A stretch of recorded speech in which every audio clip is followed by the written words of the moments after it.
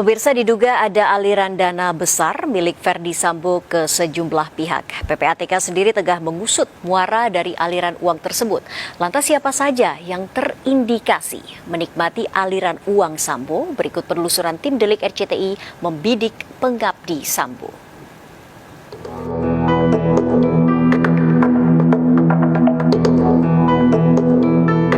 Pemirsa, ada dugaan aliran uang besar masuk milik Ferdi Sambo yang mengalir ke sejumlah lembaga. PPATK telah memblokir rekening Sambo guna mengusut kemana muara aliran dana tersebut.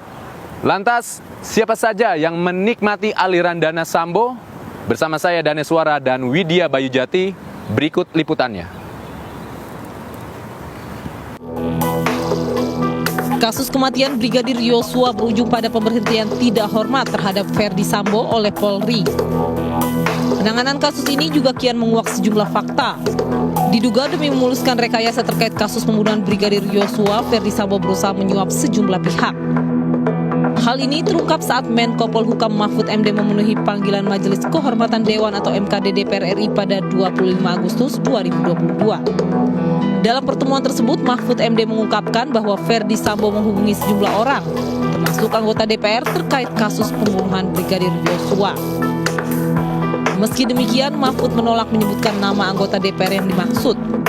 Yang saya pastikan dan saya buktikan bahwa Sambo dengan seluruh jaringannya itu memang membuat gerakan agar orang percaya, dan yang dihubungi itu satu Kompolnas, dua Komnas HAM, yang ketiga beberapa pemimpin redaksi yang saya sudah hubungi dan benar. Nah, yang DPR ini saya telepon enggak, jadi saya katakan silakan, tidak ada tindak pidananya di sini. Kalau saya katakan itu ada anggota DPR kan sama saya dengan di tengah pasar pada maling, itu kan tidak bisa orang jangan melakukan pidana. Sebelumnya Ferdi Sambo juga diduga hendak menyuap LPSK. Hal ini guna meminta perlindungan LPSK atas istri Ferdi Sambo yakni Putri Chandrawati. Upaya penyuapan dilakukan saat petugas LPSK mendatangi kantor Ferdi Sambo di Mabes Polri Jakarta Selatan. Kemudian pasca pertemuan dengan Pak Ferdi Sambo di kantor Propam itu, salah satu petugas kami itu sholat di masjid. Tinggal satu yang tinggal di ruang tunggu. Ketika tinggal di ruang tunggu itu, staf dari Pak FS datang membawa map, kemudian dia tunjukkan, ini Mbak untuk berdua, titipan dari Bapak. Ditunjukkan isi map itu ada 2 amplop coklat. Ini titipan dari Bapak untuk kalian berdua. Titipan dari Bapak untuk berdua. Ya. Jadi kan nggak ada hubungannya dengan persyaratan permohonan. Sementara itu, transaksi mencurigakan ditemukan pada rekening Brigadir Yosua. Diduga ada arus uang keluar menggunakan rekening Brigadir Yosua pasca insiden berdarah di kediaman Ferdi Sambo. Anehnya, transaksi uang sebesar 200 juta rupiah terjadi setelah 3 hari Brigadir Yosua ditemukan tewas, yakni tepatnya pada 11 Juli 2022. Diduga uang tersebut dikirimkan ke sejumlah orang yang telah menjadi tersangka dalam kasus ini. Kami juga sangat kaget ketika mendapatkan data dan informasi bahwa ada perpindahan uang, nominal uang ya, dari rekening almarhum setelah almarhum meninggal ke salah satu daripada tersangka ini.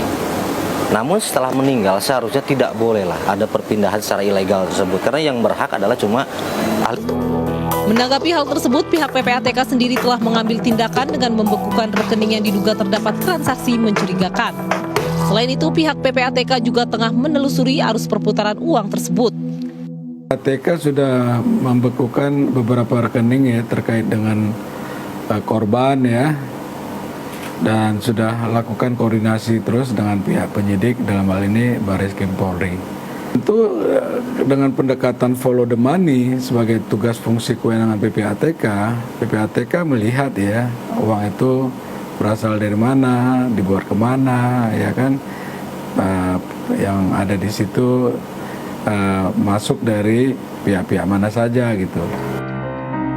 Tak dipungkiri dengan dana besar, skenario Sambo nyaris saja berhasil jika saja masyarakat tidak memantau jalannya proses hukum kasus ini.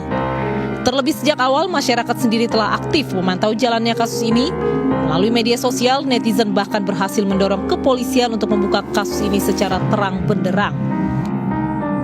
Warga pun berharap Polri tetap bisa mempertahankan transparansinya dalam mengusut kasus ini. Yang saya ketahui sudah mulai terbuka dengan adanya instruksi Pak Kapolri itu. Sementara itu mulai terbuka dan memang dorongan dari masyarakat. Terbuka, transparan. Alasannya? Ya, karena kalau mau dilihat ya begitu cepat ya pengungkapan dari Kapolri-nya itu. Jujur dari pendapat saya sendiri tidak terlalu transparan, masih seperti ada yang ditutup-tutupi, terkhususnya dari pihak kepolisiannya sendiri. Jadi ketika sudah ada intervensi dari masyarakat, dari netizen Indonesia, baru mereka kayak mulai mengalami terdesak seperti itu. Ferdi Sambo seolah yakin rekayasa atas kasusnya akan berjalan mulus. Tak tanggung-tanggung, Sambo bahkan menyeret keterlibatan sejumlah petinggi Polri untuk menjalankan skenarionya, namun gagal.